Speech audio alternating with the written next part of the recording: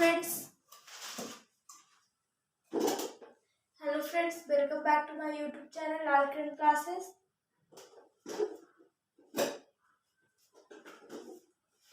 Hello friends, welcome back to my YouTube channel lalkiran classes में आपको बहुत बहुत स्वागत है। आज हम लोग पढ़ेंगे क्लास 10 के लिए त्रिकोणमिति, जिसका इंग्लिश में हम मीनिंग होता है ट्रिकोनोमेट्री। ये हमारा एक ग्रीक वर्ड है। ये हमारा क्या है? ग्रीक वर्ड है।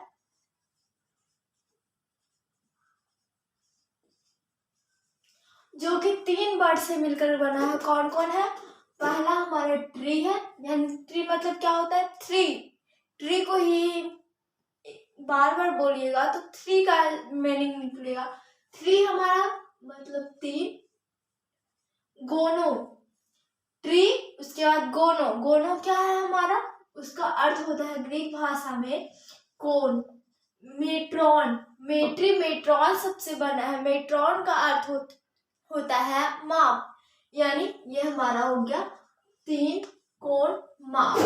अब इसको क्या बोलेंगे हम? त्रिकोणमिति किसे कहेंगे?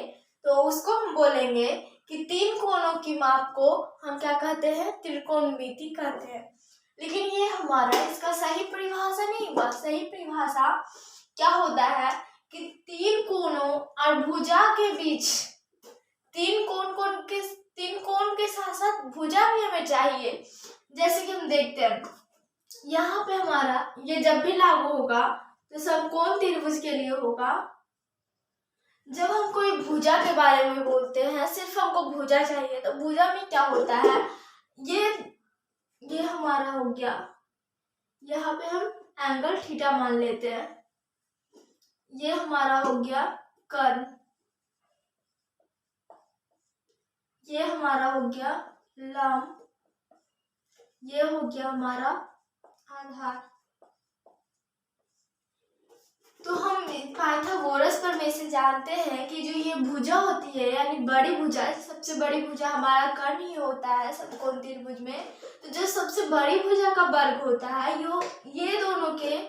ये दोनों भुजा के वर्ग के योग के बराबर होता है। यानी जो बड़ी भुजा है उसको हम क्या लिखेंगे? कर्ण को एस से सूचित किया जाता है, यानी डिनोट किया जाता है। आधार को बी से और लंब को पी से। तो इसका क्या होता है? एच स्क्वायर बराबर P square plus B square. ये किनका स्टेटमेंट है? पाइथागोरस का स्टेटमेंट है, यानी पाइथागोरस का है, जिनको पाइथागोरस प्रमेय के नाम से जानते हैं। तो ये हमारा सिर्फ भुजा के बीच निकला, ना कि वो हमारा एंगल के बीच है। तो हमको वो नहीं चाहिए, हमको एंगल और भुजा के बीच संबंध चाहिए, ना कि सिर्फ भुजा या सिर्फ एंगल के बीच संबंध चाहिए हमको। तो उसको क्या कहेंगे? इसका परिभाषा क्या हो जाएगा कि गणित का वैसा भाग, क्योंकि गणित का एक पाठ ही बन जाता है ट्रिगोनोमेट्री। इसका हर जगह उपयोग है आप लोगों के लिए।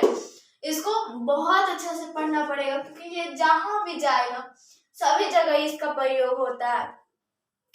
तो फिर क्या करेंगे हम? इसको क्या बोलेंगे कि गणित का वैसा भाग जिसमें भुजा और कोण के बीच, जिसमें किसके बीच? भुजा और कोण के बीच संबंध स्थापित किया जाता है, उसे क्या कहते हैं हम? ट्रिगोनोमेट्री।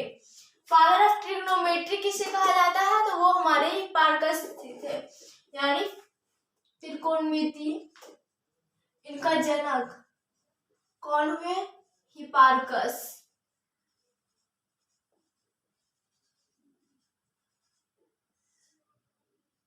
ये 140 बीसी में इसका खोज किए थे। अब बोलिएगा कि त्रिकोणमिति इतना इम्पोर्टेंट क्यों है? तो त्रिकोणमिति का बहुत सारा उपयोग है। जैसे उसको खगोल शास्त्र में भी किया जाता है कि कितने कभी कभी हम इस बहुत सारा, जैसे कि कोई भी हमको सैटेलाइट भेजना है तो उसको किस एंगल से भेजे जो कि हमारा वो अंतरिक्ष में जाके सेट हो जाए, तो उसके लिए भी हमको त्रिकोणमिति पढ़ना पड़ता है। अभी वर्तमान समय में उसका प्रयोग युद्ध में भी किया जाता है कि किस एंगल से, जैसे कोई भी बंदूक को ऐसे चलाने का रहता है तो उसमें एंगल को किया जाता है, उसमें एंगल का बहुत बड़ा रोल होता है। इसलिए हम लोग ट्रिग्नोमेट्री पढ़ते हैं। ये हमारा हो गया, जिसका भी बहुत सारा उपयोग है। ये हमारा पाइथागोरस प्रमेय है।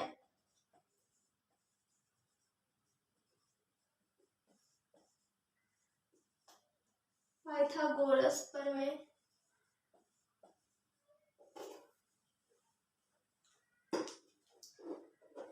हम लोग क्या कह रहे थे, त्रिकोणमिति जो कि ग्रीक वर्ड है जो 3 शब्दों से मिलकर बना है। ट्री मतलब 3, गोनो मतलब कोण और मेट्रॉन मतलब माप।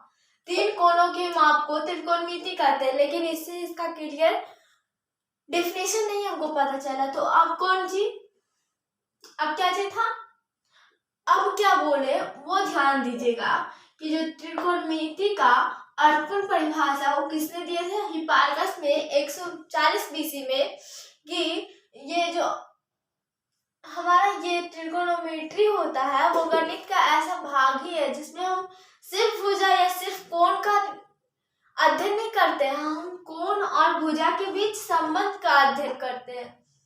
ठीक है, तो इतना तो हो गया। यहाँ पे एंगल तो आप लोग जान ही रहे होंगे कि एंगल किसको कहते हैं। जैसे कि कोई हमारा 2 रे है, ये हमारा 2 रे है। अब रे क्या होता है, किरण, जो कि हमारा उसका एक पॉइंट डिफिनिट होता है, दूसरा हम कितना हो इसको बढ़ा सकते, एक छोर हम उसको कितना भी बढ़ा सकते हैं, लेकिन एक छोर हमारा क्या होना चाहिए, निश्चित होना चाहिए, फिक्स होना चाहिए कि यहाँ से हम आगे उसको नहीं कर पाएंगे। तो यही जो दोनों के बीच झुकाव उत्पन्न हुआ है उसी को हम क्या कहेंगे, थीटा कहेंगे। अब मानिए इधर कोई रे है, कोई इधर भी रे है,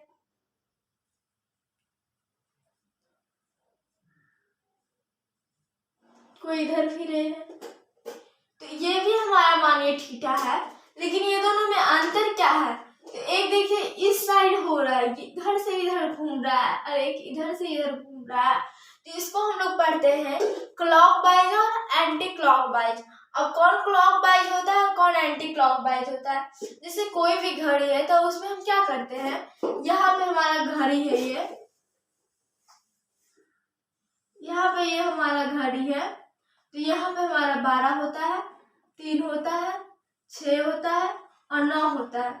यहाँ पे ये सुई कहाँ से किधर से किधर घूमता है, यहाँ है, फिर ये इधर से घूमता है यानी इधर जाएगा, तो वो हमारा होगा क्लॉकवाइज डायरेक्शन। तो इधर किधर घूम रहा है, ये वाला हमारा होगा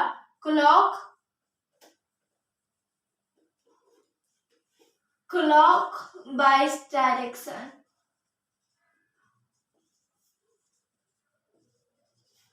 और जो इसके विपरीत घूमेगा वो हमारा हो जाएगा एंटी क्लॉकवाइज।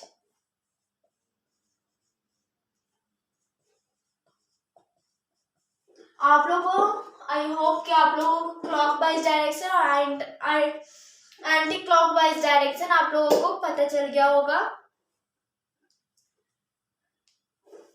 और जब एंटी क्लॉकवाइज डायरेक्शन में हमारा कोण घूमेगा तो वो हमारा प्लस थीटा होगा, और क्लॉकवाइज में माइनस थीटा होता है।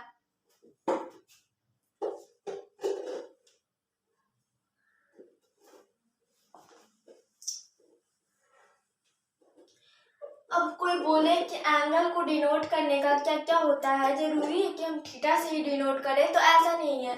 इसको डिनोट करने के लिए हम या तो theta, alpha, beta, gamma, sine, phi, sorry ये फाई है हमारा, ये हमारा साइन है, ये हमारा लेम्डा, डेल्टा, ऐसे बहुत सारा से उपयोग मतलब कि सूचित कर सकते हैं। ऐसा नहीं है कि हम सिर्फ थीटा से ही सूचित करेंगे।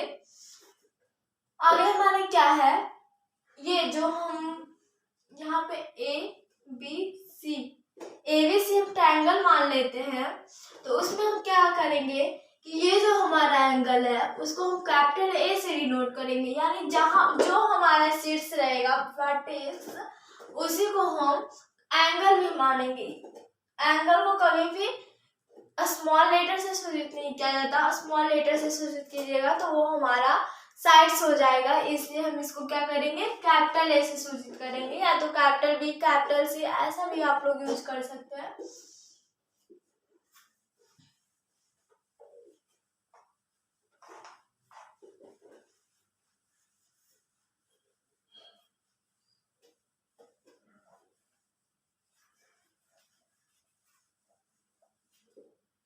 नेक्स्ट देखते हैं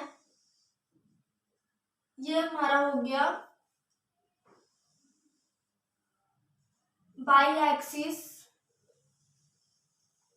ये हमारा हो गया एक्स एक्सिस, ये हो गया बाई एक्सिस।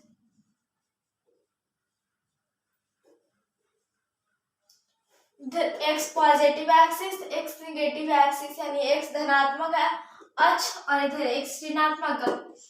यहाँ पे हो गया बाई धनात्मक अक्ष, यहाँ पे हो गया बाई ऋणात्मक अक्ष। अब हम लोग देखेंगे इसको हम कहते हैं फर्स्ट क्वाड्रेंट। फर्स्ट क्वाड्रेंट ये हमारा हो गया सेकंड क्वाड्रेंट, ये हो गया थर्ड क्वाड्रेंट और ये हो गया फोर्थ क्वाड्रेंट। अब हम देखेंगे कि फर्स्ट क्वाड्रेंट में कितना से कितना तक का एंगल होता है।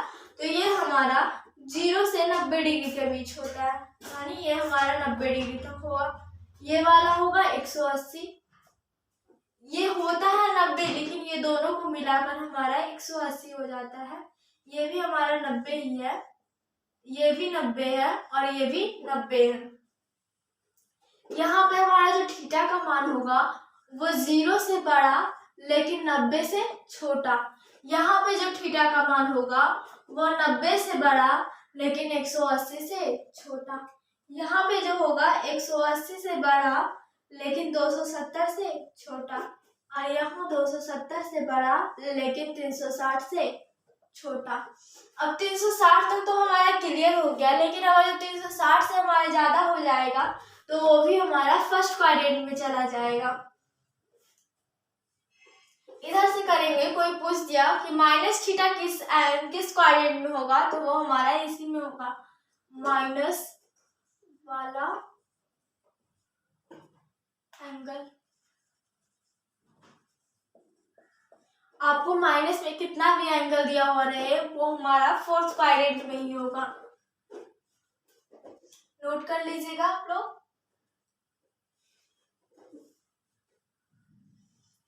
अब हम लोग देख लेते हैं यहाँ पे जो एक्स एक्सिस है उस पे कौन सा डिग्री होगा, वो हमारा 0 डिग्री होगा, क्योंकि हम यहाँ पे जो बोल रहे हैं वो बोल रहे हैं 0 से बड़ा, ना कि 0 के बराबर।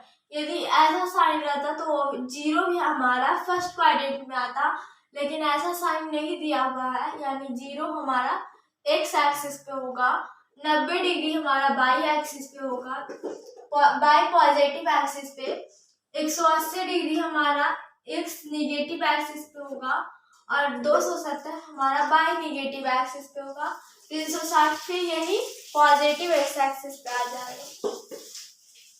नोट कर लीजिए।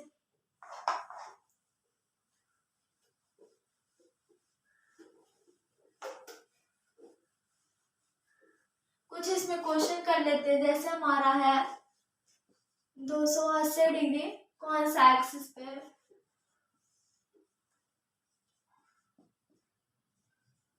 डिग्री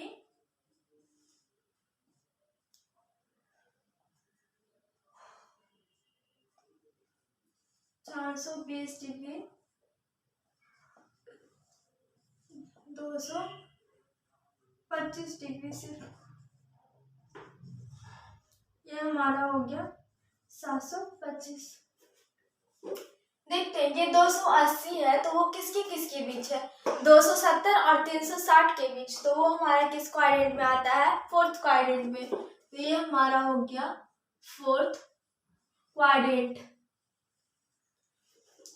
नेक्स्ट क्या है 90 डिग्री। 90 डिग्री हमारा कौन सा एक्सिस पे होता था, ये हमारा एक्सिस पे होता है, ना कि क्वाड्रेंट पे। तो एक्सिस पे हमारा क्या होता था, एक्स पॉजिटिव एक्सिस पे हमारा 0 था या तो 360 था, फिर बाई पॉजिटिव पे हमारा 90 था, यानी बाई धनात्मक अक्ष।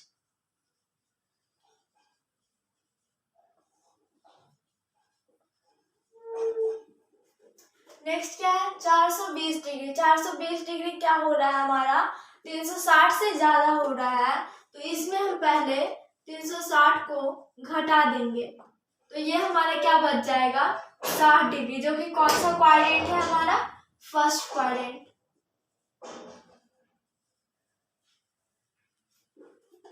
ये हमारा 25 डिग्री। 25 डिग्री किसके किसके बीच है, 0 डिग्री और 90 डिग्री के बीच है। तो 0 डिग्री और 90 डिग्री के बीच हमारा कौन सा क्वाड्रेंट होता है, फर्स्ट क्वाड्रेंट होता है। नेक्स्ट 725 डिग्री, 725 डिग्री किसके किसके बीच है, तो वो हमारा 360 से ज्यादा है। तो अब कितना ज्यादा है, 725 कितना ज्यादा है, 360 इसमें हम घटाएंगे तो ये हमारा कितना बच जाएगा, 365। इसमें भी हम 360 घटा सकते हैं, तो इसके मल्टीपल से हम घटा लेते हैं, 2 गुना 360, तो ये हमारा हो जाएगा आंसर 5। अब 5 कौन सा डिग्री में, कौन सा क्वाड्रेंट में आएगा, तो ये हमारा 0 और 90 के बीच है, तो ये हमारा फर्स्ट क्वाड्रेंट हो जाएगा।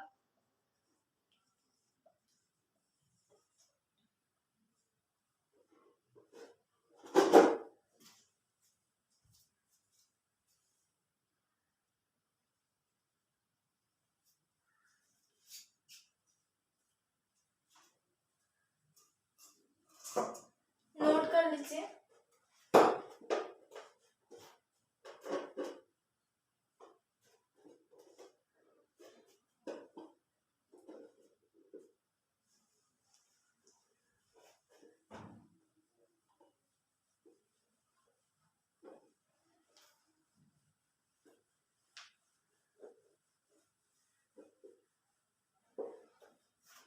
हमने क्या बोला था क्लास के शुरू में कि ट्रिगोनोमेट्री जब भी यूज होता है तो वो हमारा किस में होता है, समकोण त्रिभुज में होता है।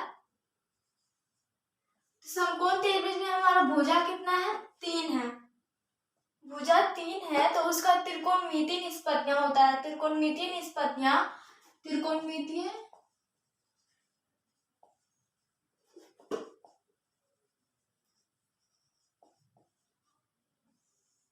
निष्पत्तियां,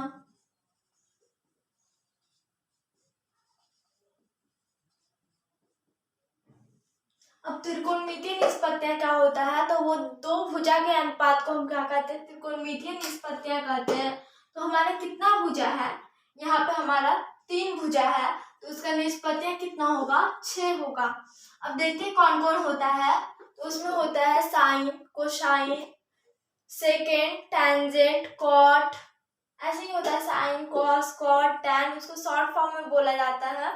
ऐसे ऐसे कितने होते हैं, 6 होते हैं। देखिए यहाँ पे हम क्या एंगल कोई भी मान लेते हैं, तो यहाँ पे हम थीटा मान लेते हैं, तो इसके जो सामने होता है वो हमारा लंब कहलाता है, जो 90 डिग्री के सामने होता है वो कर्ण होता है। कर्ण कोई भी एंगल के लिए हमारा सेम ही रहेगा, लेकिन वो जब जब जैसे जैसे थीटा बदलेगा वैसे हमारा लंब और आधार भी चेंज हो जाएगा। तो थीटा के सामने जो है, जो भुजा है वो हमारा लंब हो जाएगा, और जो शेष रह जाता है वो हमारा आधार हो जाता है। बी एच, यहाँ पे पी परपेंडिकुलर, ये परपेंडिकुलर बेस हाइपोटेनस ऐसा होता है। अब इसको क्या करते हैं, हमारा पहले होता है sine theta, sine theta, sine theta का फॉर्मूला होता है लंब बटा कर्ण, लंब बटा कर्ण।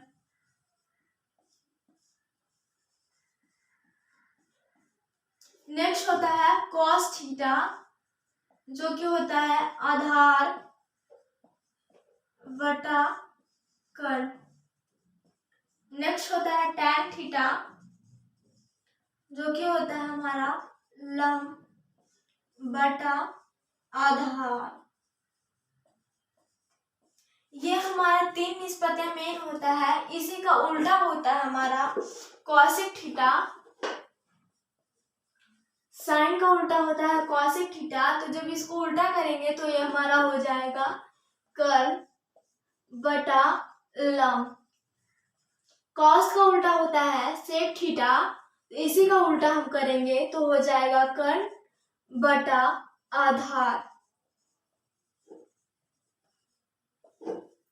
और जब टैन को उल्टा करेंगे तो वो हमारा हो जाएगा कॉट थीटा, जो कि आधार बटा लंब।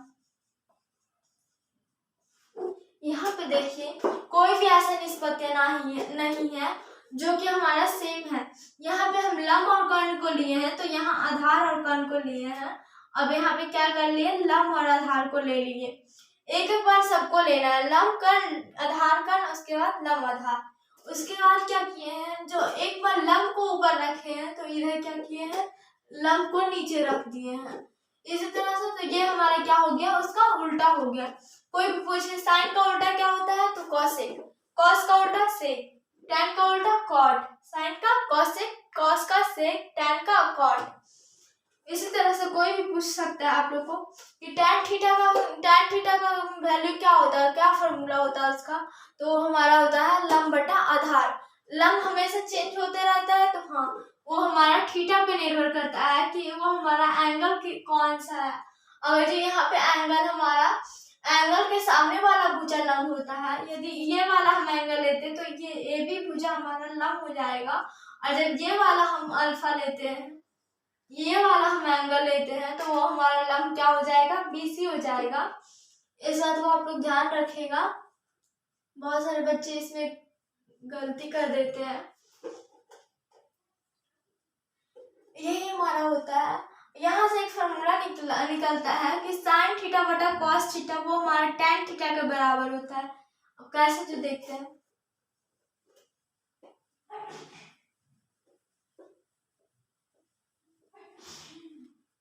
टैन थीटा बराबर साइन थीटा बटा कॉस थीटा।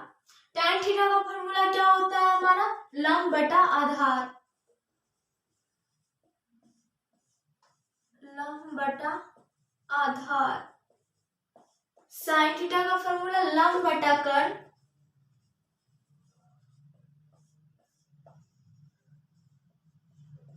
और कॉस थीटा का होता है आधार बटा कर्ण। ये हमारा कर्ण से कर्ण कट जाएगा तो क्या बच जाएगा, लंब बटा आधार। इसलिए हमारा क्या होता है, टैन थीटा बराबर साइन थीटा बटा कॉस थीटा। इसी को उल्टा कर देंगे तो हमारा हो जाएगा कॉट थीटा बराबर में कॉस थीटा बटा साइन थीटा। ये भी हमारा उलट जाएगा, नोट कर लीजिएगा।